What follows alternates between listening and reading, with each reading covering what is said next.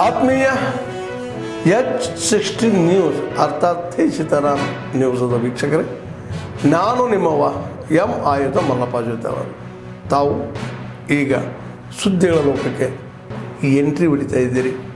ಈ ಸುದ್ದಿಗಳನ್ನು ಪ್ರತಿಯೊಂದು ನೋಡೋ ಜೊತೆಗೆ ನಿಮ್ಮ ಅಭಿಪ್ರಾಯಗಳನ್ನು ಹಚ್ತಾ ಇರ್ರಿ. ಯಾಕಂದರೆ ಈ ಸುದ್ದಿಗಳು ನಿಮಗಾಗಿ, ನಿಮ್ಮ ಬದುಕಿಗಾಗಿ, ನಿಮ್ಮ ವೈಚಾರಿಕೆಗಾಗಿ, ನಿಮ್ಮ ತಿಳುವಳಿಕೆಗಾಗಿಯೂ ನಿಮಗೂ ಗೊತ್ತು. ಜೊತೆಗೆ ನಮಗೂ ನಿಮ್ಮೊಂದಿಗೆ ಇದೊಂದು ಮಾತಾಡುವಂಥ ಜೊತೆಗೆ ಸುದ್ದಿಗಳನ್ನು ಬಿಡುವಂಥ ಕೆಲಸ. ಈ ಕೆಲಸದಲ್ಲಿ ನಾವು ನಿಮ್ಮೊಂದಿಗಿದ್ದೀವಿ ಅಂತ ಹೇಳ್ತಾ ನೋಡ್ತಾ ಇರಿ ಸುದ್ದಿಗಳನ್ನು. ಹಣ ಬಿಡುಗಡೆ ವಿಚಾರದಲ್ಲಿ ಸದನಕ್ಕೆ ಒಂದು ತಪ್ಪು ಮಾಹಿತಿಯನ್ನು ಕೊಡುವಂತ ಕೆಲಸ ಮಾಡಿದ್ರು. ಗೃಹಲಕ್ಷ್ಮಿ ವಿಚಾರದಲ್ಲಿ ತಪ್ಪು ಮಾಹಿತಿಯನ್ನು ಕೊಟ್ಟು ಸಚಿವೆ ಕ್ಷಮಾಯಾಚನೆಯನ್ನು ಕೇಳುವಂತ ಒಂದು ಪರಿಸ್ಥಿತಿನೂ ಕೂಡ ನಿರ್ಮಾಣ ಆಯಿತು. ಮತ್ತೊಂದು ಕಡೆ ಕೃಷ್ಣ ಬೈರೇಗೌಡರ ಲ್ಯಾಂಡ್ ಸ್ಕ್ಯಾಮ್ ಬಗ್ಗೆನೂ ಕೂಡ ಚರ್ಚೆ ಆಗಿದೆ. ಮುಂದೆ ಏನಾಗುತ್ತೋ ನೋಡೋಣ. ಇದು ಒಂದು ಭಾಗ. ಆದ್ರೆ ನಾನು ಇವತ್ತು ಈ ಪತ್ರಿಕಾಗೋಷ್ಠಿಯನ್ನ ಕರೆದಿರ್ತಕ್ಕಂಥದ್ದು ಬೇರೆ ವಿಚಾರಕ್ಕೆ ಕರೆದಿದ್ದೇನೆ. ಸಿದ್ದರಾಮಯ್ಯ ನೇತೃತ್ವದ ಕಾಂಗ್ರೆಸ್ ಸರ್ಕಾರ ನೀತಿಗಳ ಬಗ್ಗೆ, ಸಿದ್ದರಾಮಯ್ಯ ನೇತೃತ್ವದ ಕಾಂಗ್ರೆಸ್ ಸರ್ಕಾರದ ಗೊಂದಲದ ನೀತಿಗಳ ಬಗ್ಗೆ, ಹಿಂದೂ ವಿರೋಧಿ ನೀತಿಗಳನ್ನು ಅನುಸರಿಸ್ತಾ ಇರ್ತಕ್ಕಂಥದ್ರ ಬಗ್ಗೆ, ಗ್ಯಾರಂಟಿಗಳನ್ನು ಹೆಸರು ಹೇಳಿಕೊಂಡು ಯಾವ ರೀತಿ ರಾಜ್ಯಕ್ಕೆ ಅನ್ಯಾಯ ಮಾಡ್ತಾ ಇದ್ದಾರೆ, ಗೃಹಲಕ್ಷ್ಮಿ ಬಗ್ಗೆ ಬಹಳ ಸಾಕಷ್ಟು ಚರ್ಚೆ ಆಗ್ತಾ ಇದೆ. ಸರ್ಕಾರದ ಗ್ಯಾರಂಟಿಗಳ ಬಗ್ಗೆ ವ್ಯಾಪಕವಾದ ಚರ್ಚೆ ಆಗ್ತಾ ಇದೆ. ಕಳೆದ ಲೋಕಸಭಾ ಚುನಾವಣೆಯಲ್ಲಿ ರೀತಿ ಸ್ಮಶಾನ ಮೌನ ಆಗುವಂತೆ ಮಾಡಿದ್ದೀರಲ್ಲ ನೀವು ರಾಜ್ಯ ಸರ್ಕಾರದ ನಿಮ್ಮ ಷಡ್ಯಂತ್ರದಿಂದ. ಇವತ್ತು Anna Hazare trophy cricket match ನಡಿಬೇಕು ಅಂತ ಹೇಳಿದ್ರೆ ವಿಜಯ್ ಹಜಾರೆ ಟೂರ್ನಮೆಂಟ್ ನಡಿಬೇಕು ಅಂತ ಹೇಳಿದ್ರೆ ಅದಕ್ಕೆ ಅನುಮತಿ ಕೊಡಲಿಲ್ಲ ಪೊಲೀಸ್ ಇಲಾಖೆಯಿಂದ. ಈ ಸರ್ಕಾರದ ಅಯೋಗ್ಯತನದಿಂದ ಮುಖ್ಯಮಂತ್ರಿಗಳು, ಉಪಮುಖ್ಯಮಂತ್ರಿಗಳ ಅವರ ಒಂದು ಪುಕ್ಕಟೆ ಪ್ರಚಾರದ ಚಟಕ್ಕೆ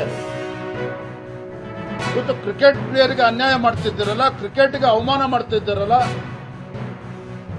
ವಿಜಯ್ ಹಜಾರೆ ಟೂರ್ನಮೆಂಟ್ ಅನ್ನು ಕೂಡ ಆಡದೇ ಇರೋದಕ್ಕೆ ಪರ್ಮಿಷನ್ ಕೊಡೋದಿಲ್ಲ ಅಂತ ಹೇಳಿದ್ರೆ ಸರ್ಕಾರದ ಉದ್ದಟತನ ಇದು.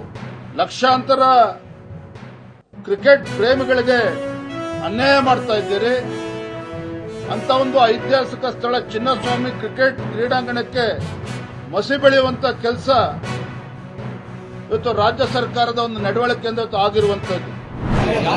ಪುರಾಣ ಪ್ರಸಿದ್ಧ ಇತಿಹಾಸವುಳ್ಳ ಅರ್ಜುನ ಪ್ರತಿಷ್ಠಾಪಿತ ಮುಳಬಾಗಿಲು ಆಂಜನೇಯ ಸ್ವಾಮಿ ದೇವಸ್ಥಾನದ ಅಧೀನ ಸ್ವತ್ತುಗಳು ಹಾಗೂ ರಥಬೀದಿಗಳನ್ನು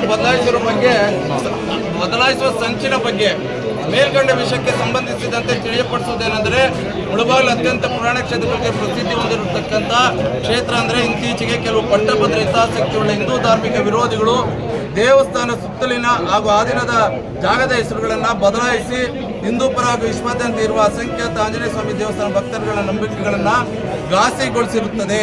ಉದಾಹರಣೆಗೆ ರಥಬೀದಿ ರಸ್ತೆಯನ್ನು ಹುಲ್ಲಿನ ಮಾರ್ಕೆಟ್ ಎಂದು, ದೇವಸ್ಥಾನದ ಪಕ್ಕದ ರಸ್ತೆಗೆ ಫಕೀರ್ ಸರ್ಕಲ್ ಎಂದು ಹೆಸರಿಸುವ ಫಲಕವನ್ನು ಅಳವಡಿಸುತ್ತಾರೆ.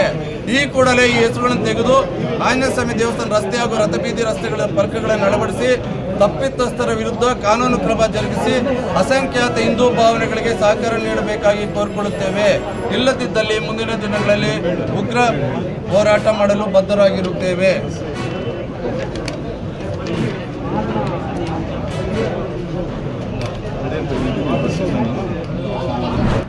ಬಹಳ ದಿನಗಳಿಂದ ಈ ತಳವಾರ್ ಎಂಬ ಕೂಗನ್ನು ನೀವು ಗುಲ್ಬರ್ಗ ಜಿಲ್ಲೆಯಲ್ಲಿ, ಯಾದಗಿರಿ ಜಿಲ್ಲೆಯಲ್ಲಿ ನಿರಂತರವಾಗಿ ನಮ್ಮ ಸಮಾಜದವರಿಗೆ ಈ ತಳವಾರದ್ದೇನೆ ಮೂಲ ದಾಖಲೆಗಳು ಮತ್ತು ವಂಶಾವಳಿಯಲ್ಲಿ ಇದ್ದಂಥವರಿಗೆ ಸರ್ಟಿಫಿಕೇಟ್ ಸಿಗ್ತಾ ಇಲ್ಲ ಅಂಥೇಳಿ ಭಾಳ ವರ್ಷಗಳ ಕೂಗಿತ್ತು. ಮೊನ್ನೆ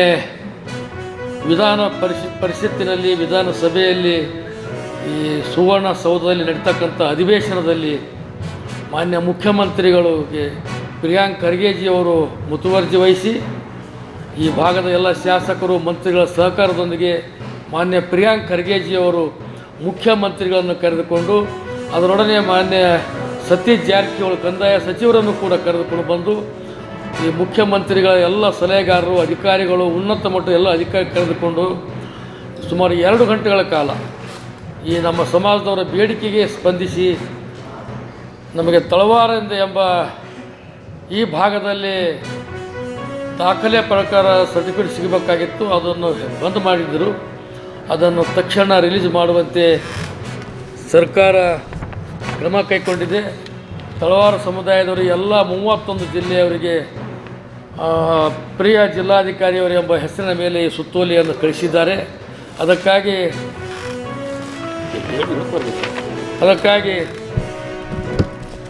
ರಾಜ್ಯ ಸರ್ಕಾರಕ್ಕೆ ನಾವು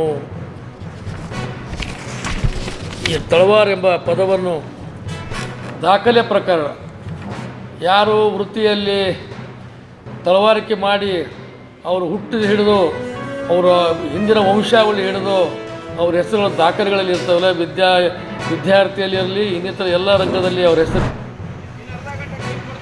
ಒಂದು ವೇಳೆ ಕೇಸ್ ಹಾಕಲೇಬೇಕು.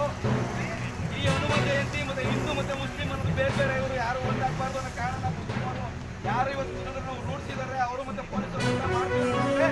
ನಾವು ಒಂದು ಸಲ ಏನು ಹೆಸರುಗಳನ್ನ ಕೊಟ್ಟಿದ್ದೀವಿ, ನಾವುಗಳು ಬರ್ತೀವಿ ಮುಂದೆ ಏನೇ ಕಾರ್ಯಕ್ರಮದಲ್ಲಿ ಏನೇ ತೊಂದರೆ ಆದ್ರೂ ನಾವು ಮಾಡ್ತೀವಿ. ನಾವು ಜವಾಬ್ದಾರಿ ಅಂತ ಕೊಟ್ಟಿದ್ದೀವಿ, ನಮ್ಮ ಮೇಲೆ ಕೇಸ್ ಹಾಕ್ಲಿ. ಆದರೆ ಯಾವುದೋ ಇನ್ನು ಹಿಂದುಳಿದ ವರ್ಗದಂಥ ಒಂದು ಕುಟುಂಬ ಯಾರು ಒಂದು ಹೊಟ್ಟೆಪಾಡಿಗೋಸ್ಕರ ಮಾಡ್ತಾರೆ ಅಂತಂದಿಲ್ಲ. ಅವ್ರ ತಲೆ ಮೇಲೆ ಅವರ ಒಂದು ಹೊಟ್ಟೆ ಮೇಲೆ ಹೊಡಿಬೇಡಿ ಅಂತ ನಾನು ಇವತ್ತು ಕೇಳ್ತಾ ಇದ್ದೀನಿ. ಇನ್ನು ಅರ್ಧ ಗಂಟೆ ಒಳ್ಳೆಯದು ಆಗಲಿಲ್ಲ ಅಂತಂದರೆ ರಾಜ್ಯಾದ್ಯಂತ ನಾವೇನು ಕರೆ ಕೊಡಬೇಕು ಅಂತ ಖಂಡಿತವಾಗಿ ಮಾಡೋಣ. ಅರ್ಧ ಗಂಟೆ ನಾವು ಯಾಕೆ ಟೈಮ್ ಕೊಡ್ತಾ ಇದ್ದೀವಿ, ನಮ್ಗೆ ಕಳಿಸ್ಕೊಡ್ಬೇಕು. ಊರುಗಳಿಂದ ನಮಗೆ ಗೊತ್ತಾಗ ಇಷ್ಟ ಇಲ್ಲ. ನಾನು ಇಲ್ಲೇ ಪೆಟ್ರೋಲ್ ತಗೊಂಡು ಅರ್ಧ ಗಂಟೆ ನಮಗೆ